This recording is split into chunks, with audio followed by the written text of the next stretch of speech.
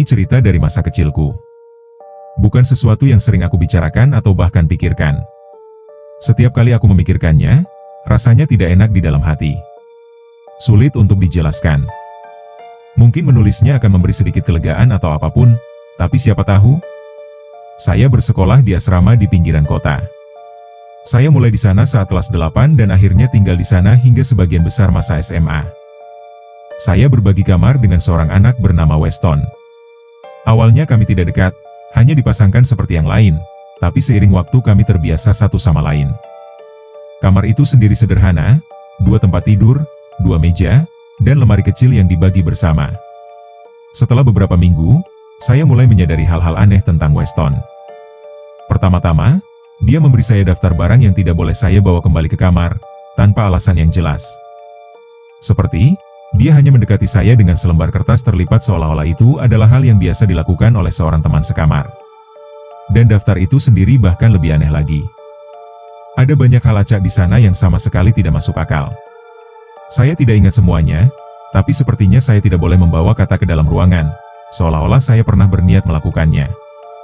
Saya bahkan tidak tahu di mana orang bisa menemukan katak, apalagi mengapa mereka membawanya ke dalam kamar. Tapi hal paling aneh di daftar itu adalah garam. Anda tidak makan garam, jadi saya tidak bisa membayangkan mengapa dia merasa perlu memberitahu saya itu. Apa yang dia pikirkan? Saya membawa tabung garam ke kamar tanpa alasan? Itu konyol. Lagi pula, membawa barang makanan ke asrama dilarang, yang menambah misteri. Dan di luar itu, apa masalah yang bisa ditimbulkan garam? Sejauh yang saya tahu, alergi garam tidak ada. Jadi, saya tidak bisa membayangkan apa yang dia coba hindari dengan itu. Itu benar-benar aneh, terutama karena dia sangat serius tentang hal itu. Mungkin kamu berpikir itu adalah bentuk leluconnya, tapi aku bilang padamu, anak ini tidak tahu apa itu humor. Dia juga punya kebiasaan bergumam pada dirinya sendiri, bukan sekadar sesekali, tapi benar-benar berbisik pelan, terutama di malam hari saat lampu dimatikan. Kadang-kadang aku mendengar potongan-potongan perkataannya, seolah-olah dia sedang berbicara dengan seseorang, tapi tidak ada orang lain di ruangan itu. Awalnya benar-benar menakutkan, terutama saat dia secara tidak sengaja membangunkanku saat melakukannya. Tapi seperti hal lainnya, aku akhirnya terbiasa dengan itu. Dia juga menyimpan buku catatan kecil, yang awalnya tidak ada yang aneh sampai aku menyadari apa yang ada di dalamnya. Cara dia tidak pernah membiarkan siapapun melihatnya membuatku berpikir itu sesuatu yang memalukan atau pribadi, tapi aku salah. Aku tahu pasti dia menyimpannya di bawah kasurnya, dan rasa penasaranku semakin membesar kali ini, hingga akhirnya aku tidak bisa menahannya lagi. Suatu hari, saat dia keluar dari ruangan, aku meraba-raba di bawah kasurnya hingga menemukannya. Sebagian besar isinya kosong, tapi ada beberapa halaman yang berisi tulisan. Hanya butuh 2 detik bagiku untuk menyadari apa yang aku lihat. Itu adalah daftar panjang nama-nama, dan beberapa di antaranya telah dihapus.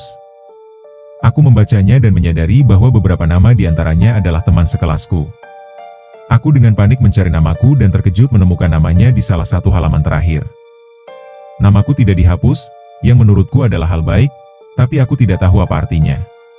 Tidak ada yang lain di dalamnya, hanya nama-nama, kebanyakan tidak dicoret. Saya mencoba memecahkannya, tapi daftar itu tidak ada yang istimewa. Saat saya mengembalikannya, saya tidak bisa menahan diri untuk bertanya-tanya mengapa seseorang begitu rahasia tentang sesuatu yang begitu tidak berbahaya.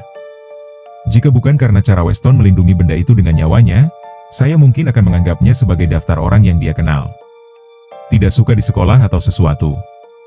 Tapi entah kenapa, melihat daftar itu membuatku merasa sangat tidak nyaman di dalam hati. Seolah-olah Weston lebih dari sekadar anak yang canggung secara sosial. Selama berminggu-minggu setelah itu, aku menjadi sangat paranoid bahwa dia somehow tahu apa yang telah aku lakukan. Dan aku mulai khawatir bahwa dia akan melakukan sesuatu padaku. Kami tidak banyak berinteraksi sejak awal, tapi aku yakin aku melihatnya menatapku dengan tajam lebih sering daripada sebelumnya. Rasa takut yang tak terlukiskan mulai menguasai diriku, dan aku semakin sering menghabiskan waktu di luar asrama. Aku punya cukup banyak teman, dan pada akhirnya aku lebih sering menghabiskan waktu di asrama teman-temanku daripada di asramaku sendiri. Lalu suatu malam, sesuatu terjadi yang membuat semua paranoia saya terasa beralasan. Saya terbangun secara tiba-tiba di tengah malam. Saya tidak tahu jam berapa saat itu, tapi di luar gelap gulita dan saya tidak bisa melihat apa-apa. Awalnya, Aku pikir aku terbangun karena gumaman Weston lagi, tapi saat mataku terbiasa dengan kegelapan, aku menyadari kenyataannya jauh lebih buruk. Weston tidak sedang bergumam. Itu karena dia sebenarnya berdiri di atas tempat tidurku, hanya berdiri di kegelapan, tersenyum. Tangannya sedikit terangkat, seolah-olah dia akan melakukan sesuatu, tapi terjebak di tengah gerakan. Aku berteriak. Aku tidak bisa menahannya, dan aku duduk di tempat tidur. Meskipun aku berteriak, dia tidak berhenti tersenyum. Dia bahkan tidak bergeming saat aku berteriak. Dia hanya terus menatapku tanpa mengubah posisinya. Kejutan karena dibangunkan seperti itu sudah cukup menakutkan, tapi cara dia sama sekali tidak bereaksi membuatnya semakin menakutkan. Ketika akhirnya aku menuntut tahu apa yang dia lakukan, dia hanya mengatakan bahwa aku sedang bicara dalam tidurku. Seolah-olah jawaban yang datar itu Someho menjelaskan segalanya. Seolah-olah berdiri di atas tempat tidur seseorang pada pukul 2 pagi adalah hal yang normal. Aku tidak tahu harus berkata apa. Aku masih setengah terkejut. Dan cara dia terus tersenyum bahkan setelah menjelaskan dirinya sendiri membuatku enggan bertanya lebih lanjut. Dia kembali ke tempat tidurnya tanpa berkata apa-apa lagi. Aku terjaga sepanjang malam dan bukan karena pilihan. Keesokan paginya, aku mencoba membicarakannya. Aku merasa lebih nyaman dan jujur lebih aman menanyakannya sekarang bahwa ada cahaya di ruangan. Tapi dia bertindak bingung, seolah-olah dia benar-benar tidak tahu apa yang aku bicarakan. Bukan dengan cara marah, lebih seperti, "Oke, apapun yang kamu katakan," seolah-olah dia berpikir aku mengada-ada sebagai lelucon. Saya tidak bisa memutuskan apakah dia hanya seorang pembohong yang sangat baik atau apakah dia benar-benar tidak ingat insiden itu. Saya tidak bisa memutuskan mana yang lebih buruk. Setelah itu, ketakutan saya semakin parah, dan tidak hanya terhadap Weston. Sulit dijelaskan, tapi saya mulai takut pada ruangan itu sendiri, seolah-olah kehadirannya telah mencemari ruangan itu dengan cara tertentu. Bahkan ketika dia tidak ada di sana, saya merasa tidak nyaman di asrama saya sendiri. Segala sesuatunya semakin memburuk. Sekitar seminggu kemudian, suatu malam aku kembali ke kamar dan menemukan seekor ular kecil di tempat tidurku. Aku tidak bercanda. Ada ular hidup di tempat tidurku. Aku berteriak lagi dan menoleh ke arah Weston, yang sedang duduk di mejanya dengan ekspresi kosong di wajahnya. Kali ini dia benar-benar meminta maaf dan mengatakan bahwa itu hanyalah lelucon yang tidak berbahaya. Tapi aku tidak menerimanya seperti itu. Ketika aku bertanya dari mana dia mendapatkan ular itu, dia menatapku dengan bingung dan mengatakan sesuatu yang tidak akan pernah aku lupakan. Dia berkata, "Maksudmu apa?" "Mereka ada di mana-mana." Aku tidak tahu harus menjawab apa.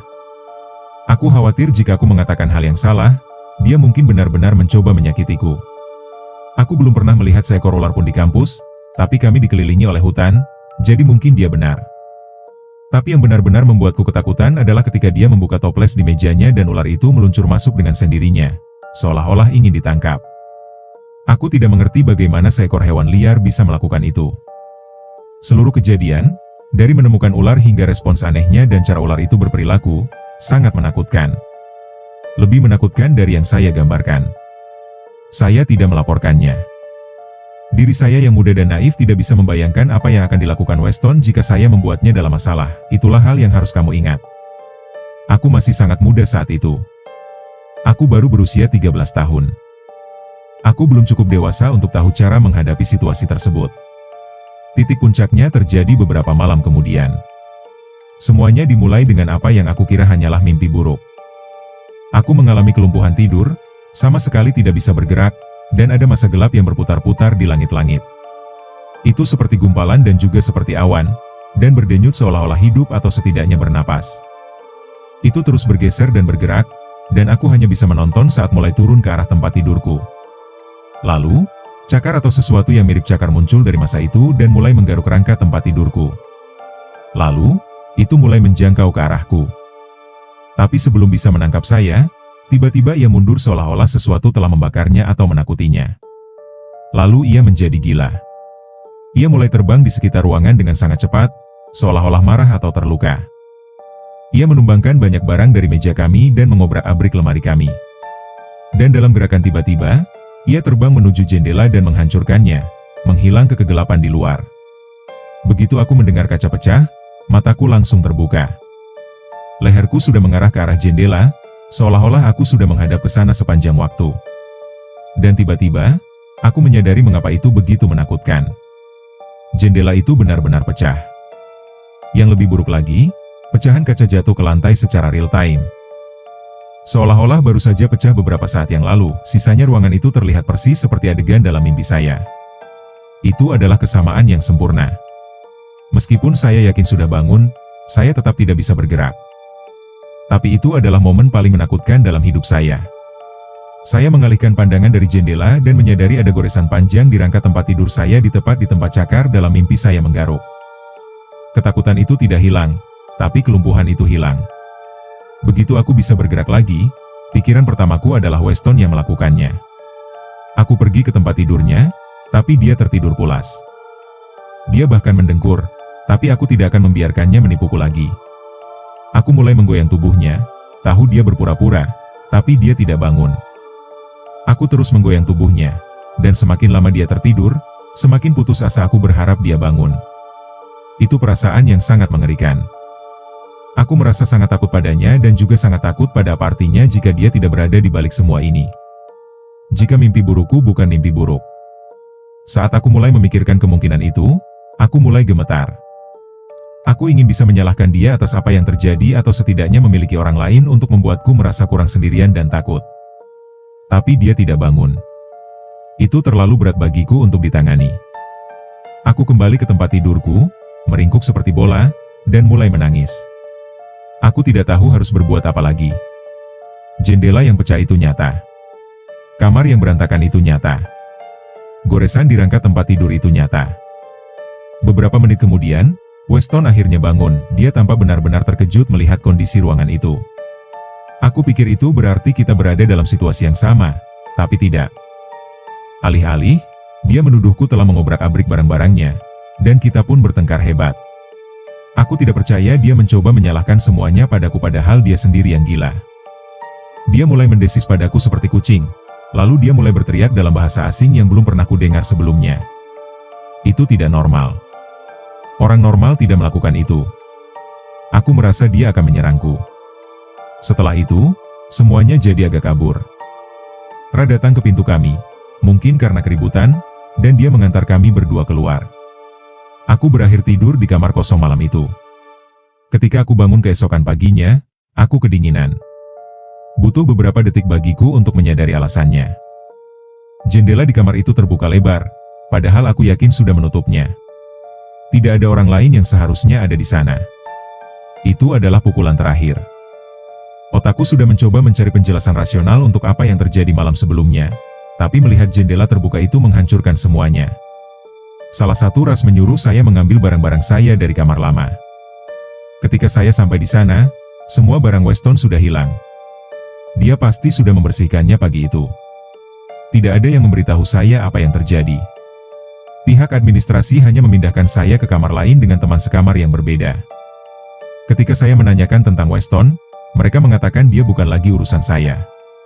Saya tidak pernah melihatnya lagi, jujur saja, saya tidak ingat banyak tentang sisa waktu saya di sekolah itu. Saya rasa otak saya hanya mematikan segalanya dan mengunci semuanya sebagai upaya terakhir atau semacam mekanisme bertahan. Saya tidak berpikir saya akan pernah tahu apa yang salah dengan anak itu, Weston. Tapi saya tidak peduli.